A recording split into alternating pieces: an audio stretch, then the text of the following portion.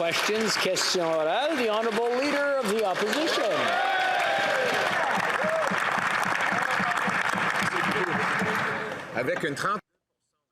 With a 32% increase in violent crime, one might expect the government, with the CBSA or police officers, to invest in those authorities, but no. Instead, they want to ban hunting weapons. And academic experts said yesterday this is going to cost an additional $1 billion. That's money that could have been used to protect our borders and crack down on street gangs. Why not protect people instead of targeting hunters? The Honourable Minister of Public Safety. Mr. Speaker, I'd like to reassure my colleague and everyone here that this bill doesn't target hunters and owners of guns. It targets assault weapons that have been used in Nova Scotia, Quebec, and Ontario. They've caused a lot of casualties, and that's precisely why we need to work together to better protect all Canadians with policies that make sense. The Honourable Leader of the Opposition. That the minister has provided in his very legislation, it is not assault rifles, it is hunting rifles. Let me list off some of the rifles.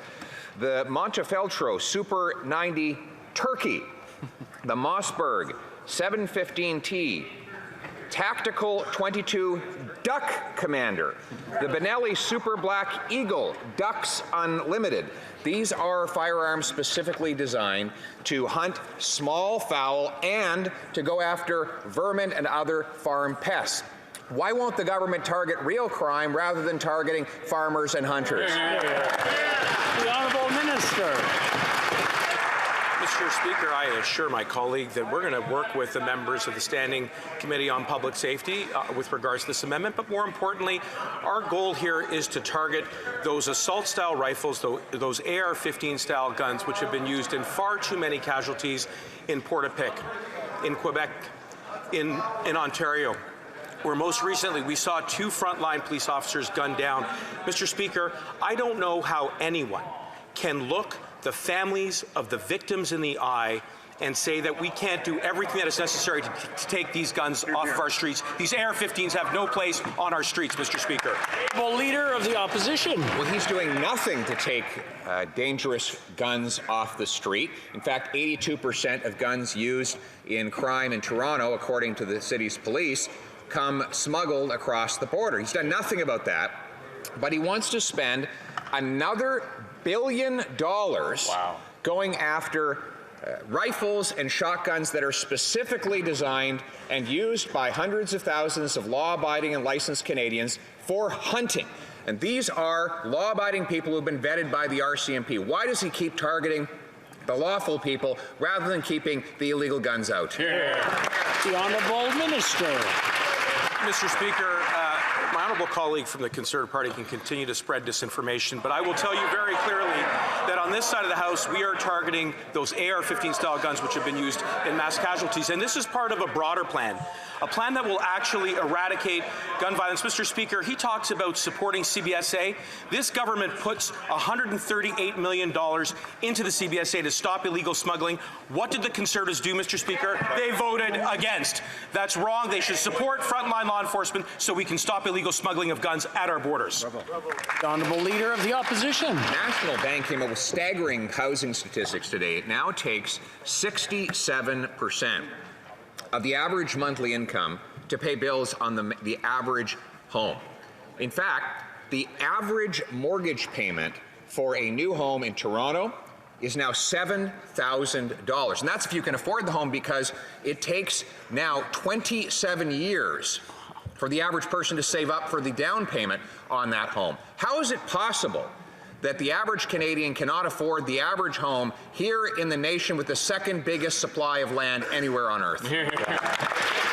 The Honourable Minister for Housing. We know that one of the main challenges facing the housing market is enough housing supply. We have the fastest growing population in the G7, but very little supply. That's why we introduced the Housing Accelerator Fund to work directly with municipalities to increase and double the new construction of housing in the country. We're also introducing a new innovative rent-to-own program and putting together a first-time home buyer tax-free savings account of $40,000, as well as doubling the first-time home buyers tax credit, Mr. Speaker. Those are real actions that they voted against. The Honourable Leader of the Opposition. Mais la seule chose qu'ils ont doublé. The only thing they doubled was the cost of housing. The cost of houses has doubled since this government and this Prime Minister took office. And the inflationary spending with the money they printed has further inflated the price of housing. And now with interest rates, mortgage payments are even more expensive. And the vast majority of Canadians cannot even dream of owning a home these days. When will this government change its inflationary practices and allow municipalities to build housing so that Canadians can have quality homes? The Honourable Minister. Speaker, the biggest gatekeeper against municipalities building more housing supply is the Leader of the Official Opposition, because he voted against the Housing Accelerator Fund, a fund precisely to invest in more housing supply, Mr. Speaker. And when we're talking about first-time home buyers, $40,000 tax-free savings account, the Leader of the Official Opposition directed his team to vote against it, Mr. Speaker. Mr. Speaker, these are real efforts at making sure that more and more Canadians can access the dream of home ownership. But the fact of the matter is, they talk about gatekeepers. They're the biggest gatekeepers. They're not serious about this issue. They don't have a plan. It's been 300 days since he became leader. No how. L'Honourable Député. The Honourable Member for Belleuil-Chambly. Monsieur le Président. Mr. Speaker. Monsieur le Président. The government doesn't appear to understand how difficult a position Canada is in. They've been poking China, the greatest geopolitical power in the world, and instead of aligning with the U.S. or hiding behind them, Canada is showing itself to be weak and allowing China to bulldoze us. The idea that there was illegal funding and the $70,000 spent in the riding of Papineau. Where does the government stand on these things? The Honourable Minister. Mr. Speaker, our government takes all allegations of foreign interference very seriously, and that's why we created two panels to investigate all allegations. And those panels found that the elections in 2019 and 2021 were conducted with integrity, and we will continue to provide all the tools national security agencies need to protect our democratic institutions. The Honourable Member for Belleuil-Chambly. Maybe that's why the Prime Minister did his show with the Chinese leader, because he wanted everyone to think nothing happened. But we need answers with some substance to them. The Prime Minister has to be accountable. He pretends to be protecting Canada, but he's protecting himself and the Liberal Party. We have questions about funding in the Prime Minister's riding. Could the Prime Minister put this all behind him by calling for an inquiry into financing of his riding in 2016? The Honourable Minister of Public Safety. Mr. Speaker, my colleague knows that we created an arm's-length, nonpartisan panel to examine all the allegations of foreign interference, and those panels confirmed that the elections in 2019 and 2021 were free, fair, and equitable, and open, and that's why we will continue to protect our democratic institutions. Thank you. The Honourable Member for Rosemont-la-Petite-Patrie. Mr. Speaker, for weeks, doctors have been sounding the alarm about the catastrophic situation in Quebec's ERs. People have died waiting. Just yesterday, Guylaine Larose, a pediatrician at the Saint Justine Hospital, said she'd never seen so many children in respiratory distress. Doctors and nurses are exhausted and parents are worried. We're in a crisis, but the Liberals apparently have no sense of urgency. During the pandemic, our seniors suffered. Now our children are suffering and at risk. What's it going to take for the Liberals to react and invest in treating our children? The Honourable Parliamentary Secretary to the Minister of Health. Thank you, Mr. Speaker. I appreciate the question from my colleague. We need to respond to the crisis among healthcare workers, and that's why we have taken important steps, including an action plan for healthcare workers. And we're looking for medium and long-term solutions too, to deal with, to make the system more efficient. The Chief Medical Officer will be reporting on solutions in the longer term. Thank you. James Bay. In the fight to block justice for First Nation children, this government's put up 23 non-compliance orders, spent millions on lawyers, and are now back again fighting in federal court, and they have lost every single legal action. Fixing the broken child welfare system is possible, but it requires trust and goodwill. So will the minister just call off his lawyers, take the arbitrary deadline off the table, sit down with the communities and the child welfare experts, and put an end to the systemic discrimination and underfunding facing First Nation children once and for all? Will he do the right thing? The Honourable Minister for Indigenous Relations.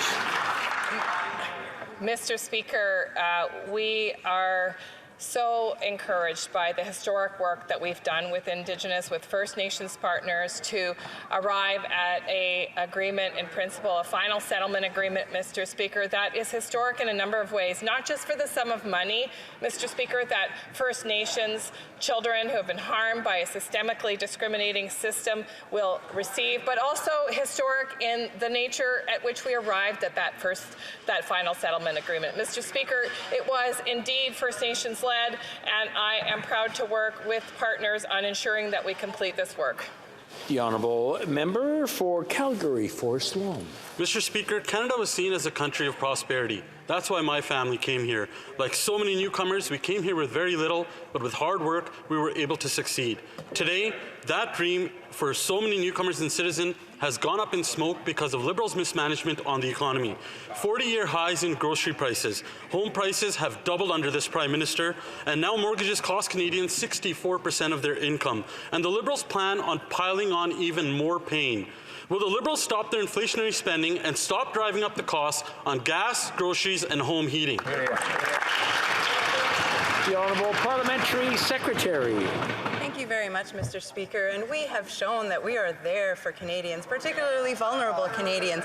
And I'd like to start off by saying that the Conservatives voted against a dental benefit that is becoming available to Canadian parents today.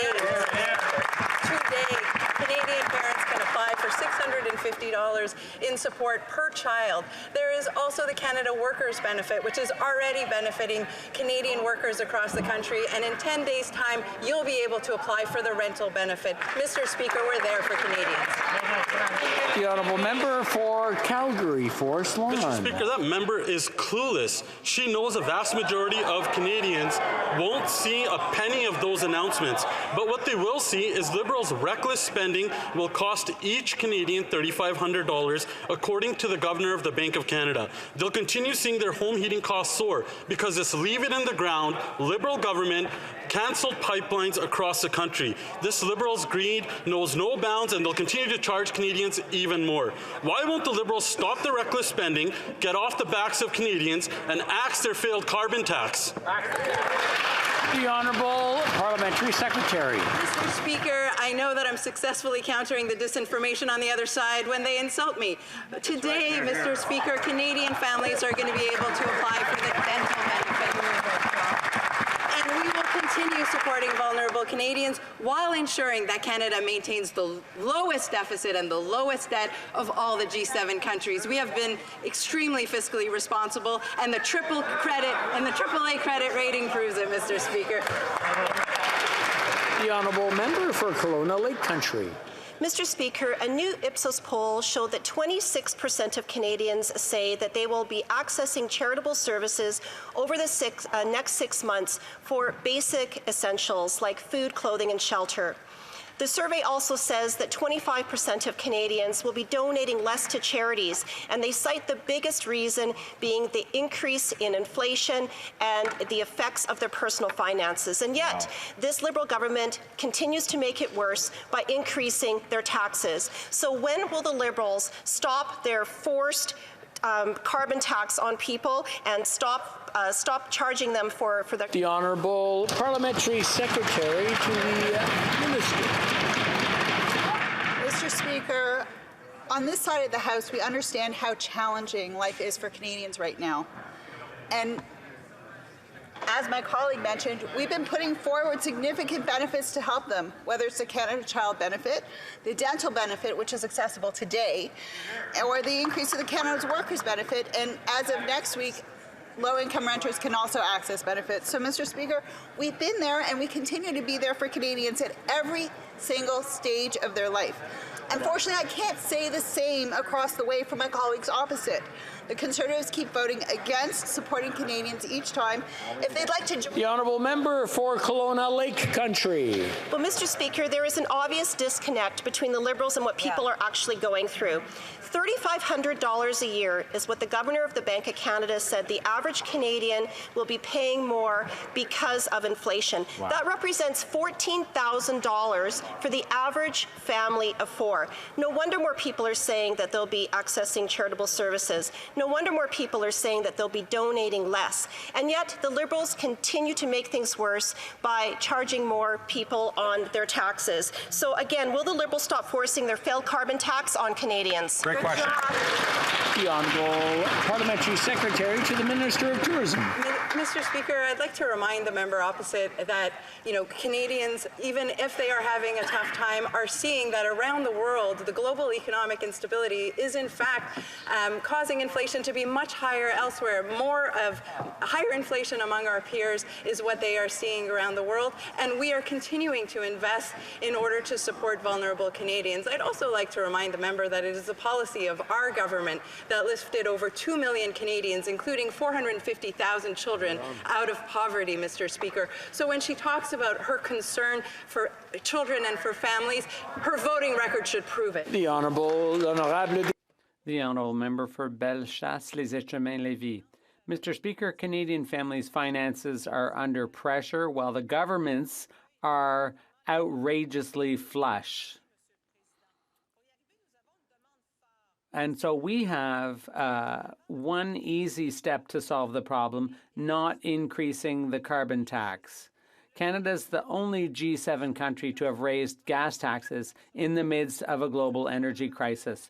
Will this government finally agree to our demand and follow suit with the other G7 countries?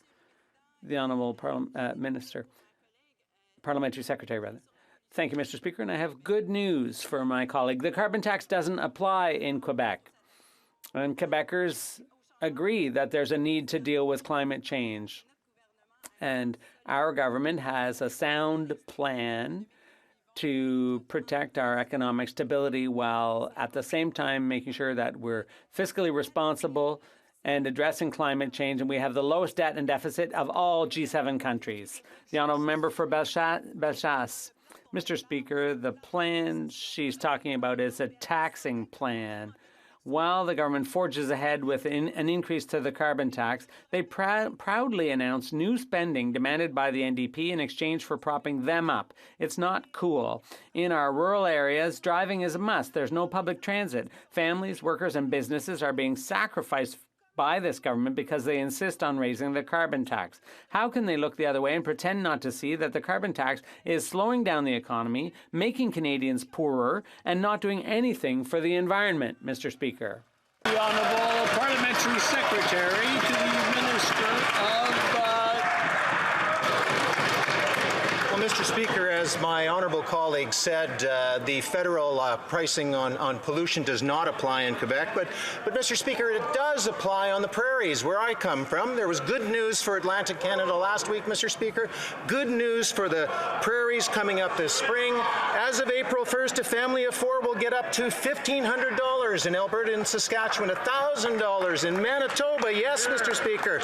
And Mr. Speaker, those checks are going to be coming every 3 months. It's going to help with cash flow, Mr. Speaker, and it's going to help with affordability. The Conservatives have no plan, Mr. Speaker. The honourable member for La Pointe de l'Île. Mr. Speaker, Quebec's Minister of the French Language is meeting with the federal government today. Good timing. Last Thursday marked a historic anniversary. 2 years ago, the National Assembly passed a unanimous motion calling on Ottawa to help make the Charter of the French language cover federally regulated companies. But Bill C-13 does the opposite. It lets those companies off the hook. Will the minister tell her counterpart she will amend C-13 to stop encouraging the anglicization of Quebec? The Honourable Minister of Official Languages. Mr. Speaker, it's disappointing that the Bloc keeps misinforming people about C-13. We are the first government to recognize the decline in French, and that's why we've gone ahead with this legislation. And yes, will have the opportunity to meet with my counterpart today. I'm looking forward to working together because as Minister of Official Languages, I want to work closely with the provinces and territories to make French advance in this country. The Honourable Member for La Pointe de l'Île. Mr. Speaker, Quebec's Minister of the French Language says all indicators are red when it comes to the decline of French. One of the main indicators comes from StatsCan, in fact. 1 in 5 Quebecers can't work in French in Quebec. And it's even worse in Montreal and the Outaouais. So why is the minister letting federally regulated companies off the hook when it comes to the Charter of the French language? Her own stats prove the decline of French in the workplace in Quebec. Doesn't she pay attention to science? The Honourable Minister. Mr. Speaker, once again, our government and the government of Quebec have a shared goal. We want to protect and promote French all across the country. And that's why we're moving forward with an ambitious piece of legislation so that all workers and federally regulated companies will allow their workers to work in French and customers to be served in French. I hope the Bloc and the Conservative will support this bill because we need to take it to the next level all across the country. The Honourable Member for La Pointe de l'Île. Mr. Speaker, the Quebec minister also called for a national awakening to the decline of French. It's time for the federal Liberals from Quebec to wake up. Bill C-13 does not protect French in Quebec. It protects English in the workplace and anglicizes Quebec. It's time for federal Liberals from Quebec to remember they don't work for Air Canada or for the Royal Bank. They work for Quebecers. And the language of work for Quebecers is French. When will they wake up? The Honourable Minister. Thank you very much, Mr. Speaker. Once again,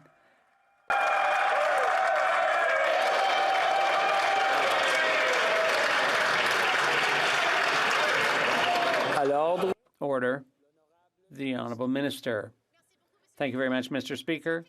Mr. Speaker, the national awakening the Bloc refers to is for them to work with us to promote and protect French all across the country. But what are they going to do? Yet again, theater. It's all for show. We are the first government to recognize the decline of French in Canada and in Quebec, and that's why we've moved forward with ambitious legislation. Mr. Speaker, instead of bickering, why can't we work together to move this legislation through? Thank you. Speaker, 2 days ago, Liberal members members of Parliament and the Minister of Transportation welcomed a dangerous anti-Semite, Holocaust denier, and a terrorist sympathizer to this place. Nazi Kataba and Meshwar Media, whom the government already gave tax dollars to, has referred to the Holocaust as a holocaust, the biggest lie in history. This newspaper called Judaism a terrorist religion. Worse yet, this man praised last week's heinous murder of a 16-year-old Canadian teenager by terrorists. Will the Minister of Transport denounce this man, denounce the publication, and apologize to Canadians? The Honourable Minister of Transportation. Mr. Speaker, anti-Semitism is real, and all of us must condemn it whenever we see it. This individual should not have been invited to this event. He should not have been welcomed to this event. That event was hosted by MPs from all parties. I was happy to always participate in parliamentary events, but we all should condemn anti-Semitism and all forms of hate wherever we see it. The Honourable Member for Thornhill. No apology, no condemnation. Members of the Canadian government should not be meeting with Holocaust deniers and Hamas sympathizers who praise the murder of children. They invited him and they got caught. I'll ask again, will the Minister of Transport have the courage to stand up on his feet in this House and apologize to Canadians? The Honourable Minister. Mr. Speaker, the member here is misleading the House. I did not meet with that individual. And let me be very clear. As members of Parliament, we attend events everywhere. We're accessible to our community members. And there's always a risk of us meeting unsavory individual. The issue here, Mr. Speaker, is how we as MPs react to this. So I want to make sure that I'm clear. I condemn anti-Semitism. I will always condemn anti-Semitism. Will the members of the opposite side do the same when they encounter members who are spreading hate and anti-Semitism across Canada? The Honourable Member for Charlebourg, Haute-Saint-Charles. Mr. Speaker, listen to this. Well rooted in the history of Quebec, hunting allows us to reconnect with nature and escape from everyday life. Whether you hunt for the challenge or the quality of the meat, this activity is within everyone's reach. Who said that? The Quebec government. Also, the Conference Board of Canada said that in 2018, nearly 3 million Canadians took part in hunting, trapping, sport shooting, and fishing activities. This industry supported nearly 100,000 jobs. Does the minister understand that hunters are not a threat to society and stop this madness? The Honourable Minister of Public Safety. Mr. Speaker, I fully agree with my colleague. We have a lot of respect for hunters, but this bill and all this government's policies target criminal elements, target assault-style guns that have been used in tragedies all across Canada. That's why the Conservatives have to change their position. They want to make assault weapons legal once again, and that's bad. Thank you very much. Mr. Speaker, Canadians are living with more frequent and extreme weather events that has left Canadians devastated. While people are dealing with the impacts of the climate crisis and trying to keep up with rising costs, the biggest polluters are getting even richer. Like the NDP, 350 Canada, Lead Now, and Greenpeace are calling on the Liberals to tax the excess profits of oil and gas so that they pay their fair share. When will the minister stop defending the interests of the oil and gas industry and start making them pay what they owe? The Honourable Parliamentary Secretary to the Minister of the Environment.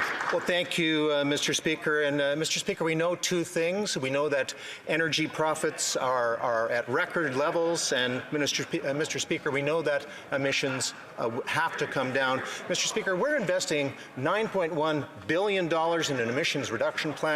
We'd put our money on the table, Mr. Speaker. Oil and gas companies have to come to the plate. They have to put their shoulder to the wheel. They have to work with us, Mr. Speaker, to get those emissions down, to realize the ambitious targets we have set through our emissions reduction plan. Thank you, Mr. Speaker. The Honourable Member for Edmonton Griesbach.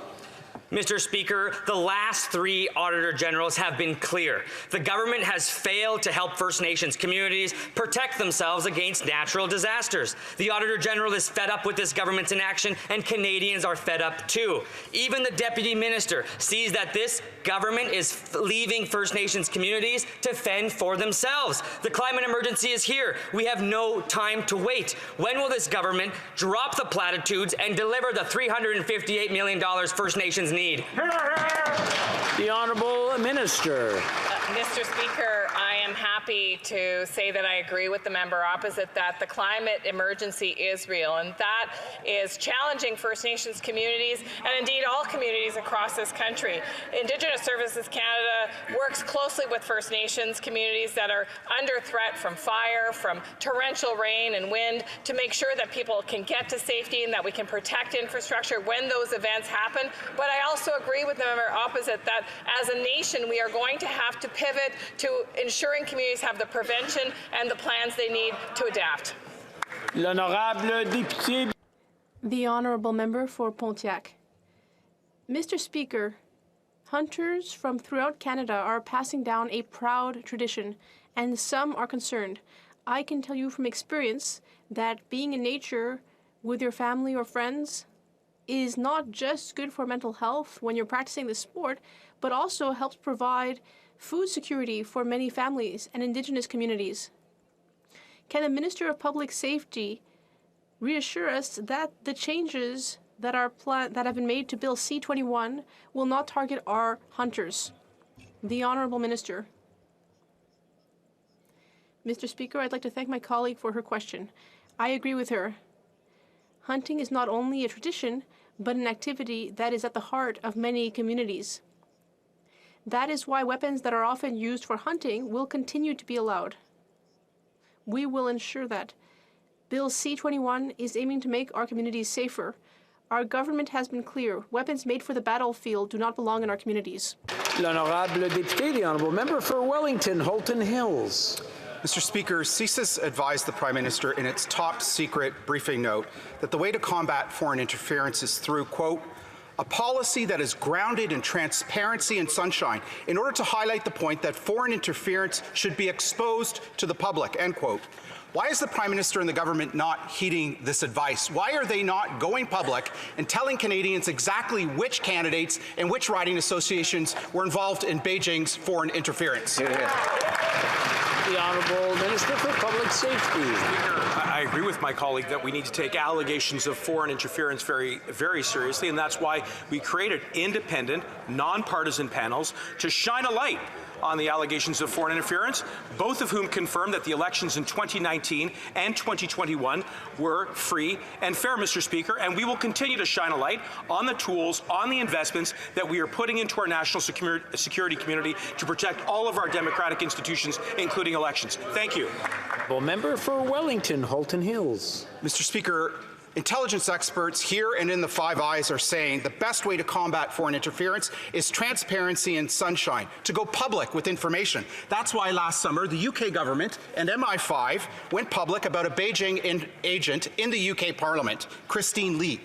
She was publicly named, and so were the MPs who were the target of her donations. These MPs took action to protect the integrity of the UK Parliament. Why won't the government do the same thing in this country? The Honourable Parliamentary Secretary. Speaker, that couldn't be further from the truth. In fact, let's review some of the facts about what our government has actually done. One of the first things we did was actually repeal Stephen Harper's Unfair Elections Act. And what did that do? It actually closed foreign funding loopholes that the Conservatives and that member seem to have no problem with in past elections. In addition, Mr. Speaker, let's also talk about the fact that in the 2019 NSICOP annual report that was tabled in this very House actually talked about the foreign interference attempts, and that member and those members had access to those documents. I just want to remind the honourable members that when someone's speaking, shouting at them is not parliamentary and it's not polite. So I just want to remind the honourable members. The honourable member for Sherwood Park, Fort Saskatchewan. Mr. Speaker, I invite that honourable member to read the NSICOP report that was tabled by a member of her own government, which was in fact scathing about the government's failure to respond to the persistent problem of foreign interference. Now, Mr. Speaker, we know that the Prime Minister's secrecy and refusal to answer basic questions about foreign interference is putting this debate on its back foot. He's putting his personal interests ahead of the national interests by not listening to CSIS on the benefits of sunlight, giving us information. Will the Prime Minister answer the question, has he received briefings or memos on this subject since he last denied it? Yes or no?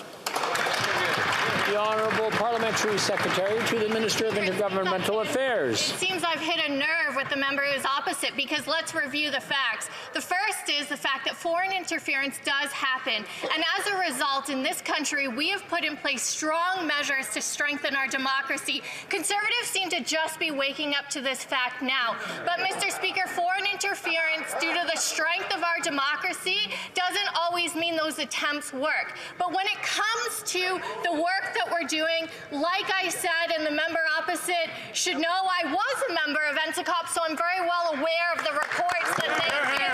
But, Mr. Speaker, they receive briefings and they... L'honorable député de... The honourable member for Mégantic-L'Érable. Let's discuss the facts. There will be a top security briefing for the Prime Minister to ensure that Canada uses a transparent approach. That's what the intelligence agencies said. And yesterday, the Prime Minister himself said, the member across the way who used to be in cabinet understands the importance of respecting guidelines on national security. Then why is the Prime Minister refusing to follow the directives of our intelligence agencies? Why is he hiding information from Canadians? The Honourable Minister of Public Safety. Mr. Speaker, on this side of the House, we implemented measures to increase transparency about threats of foreign interference. We created various groups and tabled 2 reports written by independent groups to confirm that the 2019 and 2021 elections were free and fair. We will continue to increase the level of transparency because that is part of protecting our democratic values. The honourable member for Jonquière. Mr. Speaker, pediatric hospitals are overwhelmed. But the day before yesterday, instead of announcing solutions, the Prime Minister once again blamed the provinces. This needs to stop. This is not the province's fault. It's because of underfunding of the health system.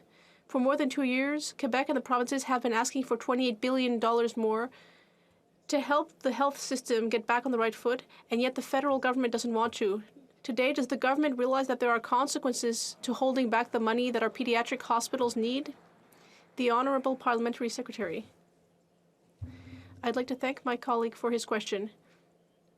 Our government has been collaborating with the provinces and territories, not only to provide funding, but also to offer a national vision for the health system.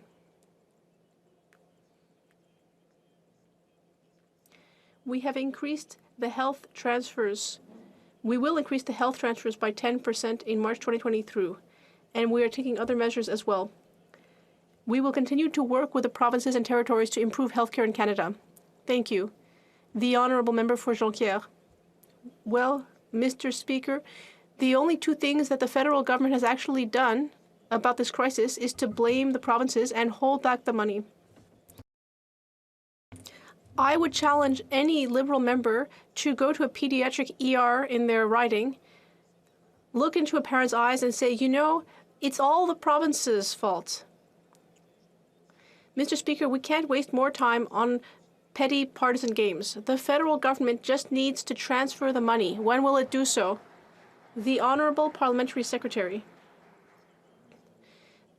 Mr. Speaker, I'd like to thank my colleague for the question. From the beginning of the pandemic, our government has invested more than $72 billion in order to protect Canadians' health. We will continue to work with the provinces and territories. Our health system is facing major challenges.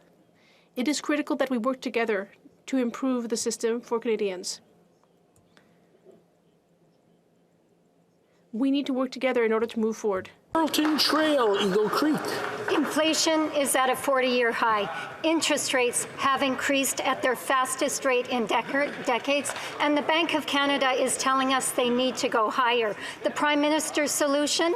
Spend more and raise taxes. While his inflation tax eats into the paychecks of Canadians, they're cutting into their diets. If this Prime Minister really was serious about making life more affordable for Canadians, he would cancel his carbon tax increase immediately. Will this Liberal government stop forcing their failed carbon tax on Canadians? The Honourable Parliamentary Secretary to the Minister of Tourism. Mr. Speaker, we've put forward a responsible plan that is going to help vulnerable Canadians while ensuring that we maintain the lowest deficit and the lowest debt among G7 countries. Unlike the Conservative leader that has proposed no economic plan for Canadians, we have put forward something solid. Mr. Speaker, the Conservative plan can be summed up by abandoning our fight against climate change and advising Canadians to invest in cryptocurrency in order to opt out of inflation. As a result of the news of this week with BlockFi declaring bankruptcy, I think we can all agree that was... The Honourable Member for Carlton Trail, Eagle Creek. Well, Mr. Speaker, they haven't met an environmental target yet. Canadians are staring at their cupboards and wondering how they're going to pay their heating bill this winter. 1.5 million Canadians have been forced to use food banks in a single month. 1 in 5 are skipping meals, and with the cost of home heating going up, they aren't going to be able to afford to heat their homes. The choice for Canadians isn't between Disney Plus and Netflix. It's between heating and eating.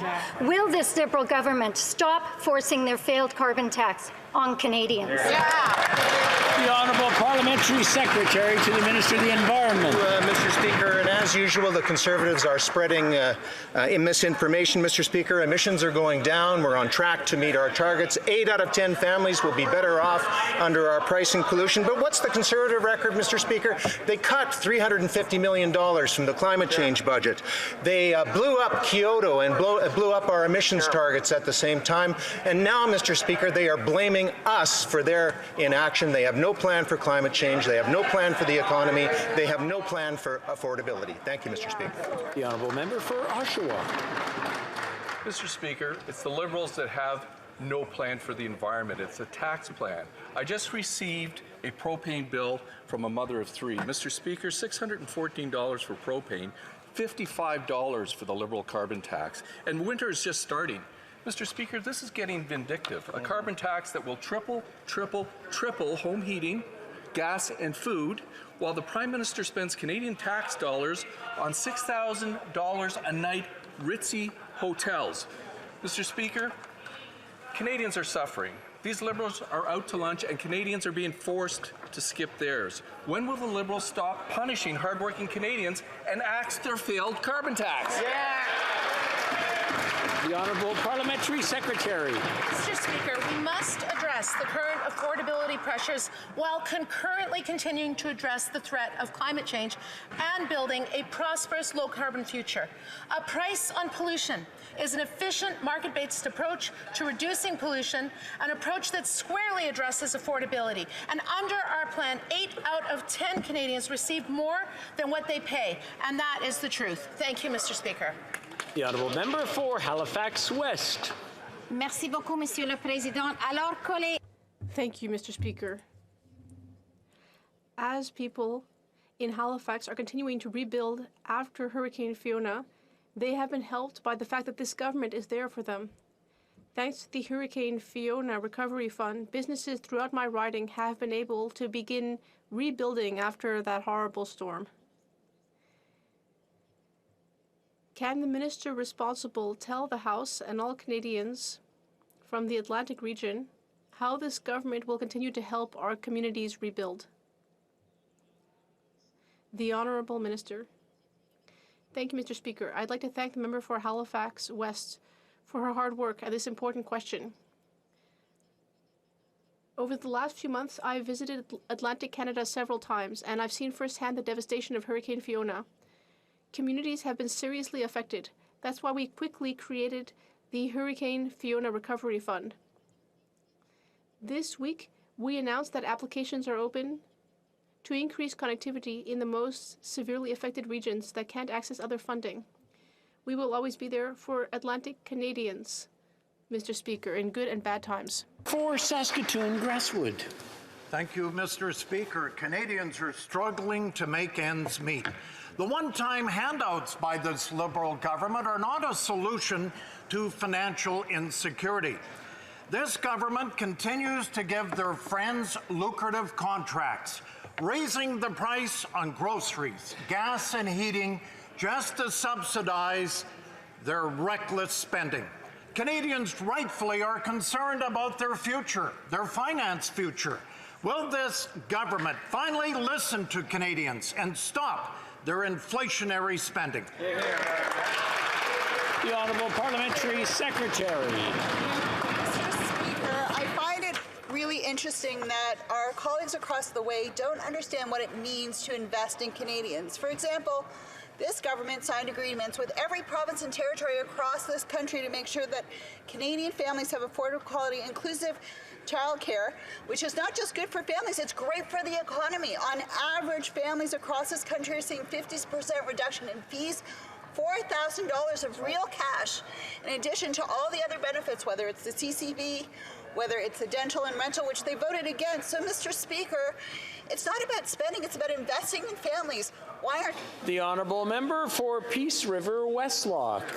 Mr. Chair, Mr. Speaker, the Liberals' malevolent spending is causing Canadians' lives to get more and more expensive. The Parliamentary Budget Officer is recently raising the alarms about the costs going up, and the massive spending plans have no transparency. We know that the Liberal government has tried to funnel funds to their Friends at the We charity in the past, while the Prime Minister's own family was receiving almost $500,000. On what date will the Liberals stop their malevolent inflationary spending? Hear, hear. The Honourable Parliamentary Secretary. Mr. Speaker, we know that Canada has the lowest deficit and the lowest debt among G7 countries. Experts have said that we have been extremely fiscally responsible. That is reflected in the numbers, Mr. Speaker, but we've also been there to support Canadians. And today, Mr. Speaker, Canadian parents will be able to apply for the new dental benefit. That is going to help 500,000 Canadian children under 12 in this country, Mr. Speaker. That's real money going back into the pockets of Canadians. The Honourable Member for Lévis-Lobinière. Mr. Speaker, what are the consequences of Liberal inflation?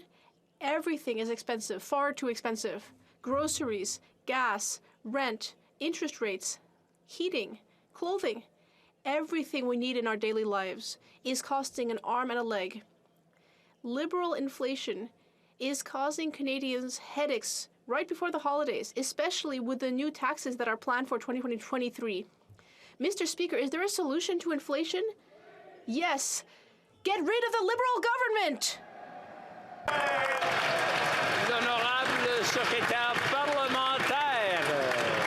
The Honourable Parliamentary Secretary.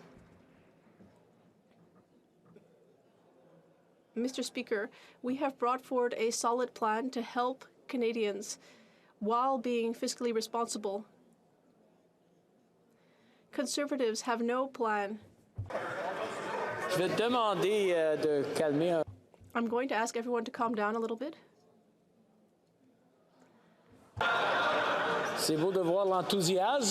It's nice to see how enthusiastic we all are, but we do need to calm down. From the beginning, the Parliamentary Secretary, because I know that people were not able to hear all of her answer. Thank you, Mr. Speaker. Mr. Speaker, we have brought forward a robust plan to meet vulnerable Canadians' needs while being fiscally responsible. Whereas the Conservatives have no budget plan to propose to Canadians. Oh, I'm sorry, Mr. Speaker. Let me correct that. Their plan is to attack pricing pollution as well as our seniors' pensions. They are attacking EI. And they are instead telling Canadians to invest in cryptocurrencies, which would actually cause them to lose their shirt. That is not serious, Mr. Speaker. Member for Vancouver, Grenville. Thank you, Mr. Speaker. Protecting and extending workers' rights is a priority for this government, and these rights must never be taken for granted. This House unanimously passed Bill C-3, which established 10 sick days of paid sick leave for all federally regulated workers. Can the Minister of Labour tell us when paid sick leave for workers will come into effect and discuss the importance of these measures for Canadians in federally regulated sectors? The Honourable Minister of Labour. Mr. Speaker, I want to thank my colleague from Vancouver Granville for the question. Right around this time last year, this House unanimously committed to providing 10 days of paid sick leave for workers in the federally regulated private sector. And I'm happy to stand here today to say that we did good on that promise. Paid sick leave is now in force today for all federally regulated private sector workplaces. This is good for all of us. It will make our economy stronger. It will make our workplaces safer. Workers should not have to choose between getting paid or getting better. I want to thank you, Mr. Speaker, and all members of this House. The Honourable Member for Skeena-Bulkley Valley. Mr. Speaker, Terrace, BC has the third highest death rate from toxic drug overdoses in our province. Yet northern residents are still struggling to access detox and treatment services. People are often having to wait weeks to get a bed in a facility, and when they do get a space, they're having to travel hours away from home. The Northern First Nations Alliance has a real plan for a new treatment center right in Northwest BC. They just need support with the cost. Will this minister step up and ensure that this project is completed as soon as possible? The Honourable Parliamentary Secretary. Merci beaucoup, Monsieur le Président. Thank you, Mr. Speaker. I'd like to thank my colleague for his question. We all know that the toxic drug and overdose crises are having a painful impact on families and communities. We are working closely with the provinces and territories to create all the programs possible to improve the situation. Since 2017, we have invested more than $800 million to respond to the crisis, and we will continue to do so. For Kitchener Centre. Mr. Speaker, last week, Canada's federal housing advocate was clear the national housing strategy is failing. In my community, we're seeing this firsthand. Over the past 3 years, the number of people experiencing homelessness has tripled. Organizations across Waterloo Region are ready to build the affordable housing we need, but they're still waiting on federal funding. Will the Minister of Housing commit to ensuring the national housing strategy actually reduces homelessness in my community and in others across the country? Honourable Minister of Housing. Mr. Speaker, I want to thank the honourable member for the question. It's a really important issue. That is why our government has prioritized investments to reduce and eventually eliminate chronic homelessness from Canada. We've doubled the federal program to combat homelessness from $2 billion to just over $4 billion. And in addition to that, we've introduced a rapid housing initiative that has resulted in 10,250 deeply affordable homes targeting the most vulnerable members of our community. And we know that those investments are working all across the country. 64,000 Canadians were prevented from joining the ranks of the homeless in this country, and 32,000 were taken out of homelessness. That's all the time we have for question period today. I wish to draw the attention of members to the presence in the gallery of the Social Sciences and Humanities Research Council of Canada 2022 Impact Award winners.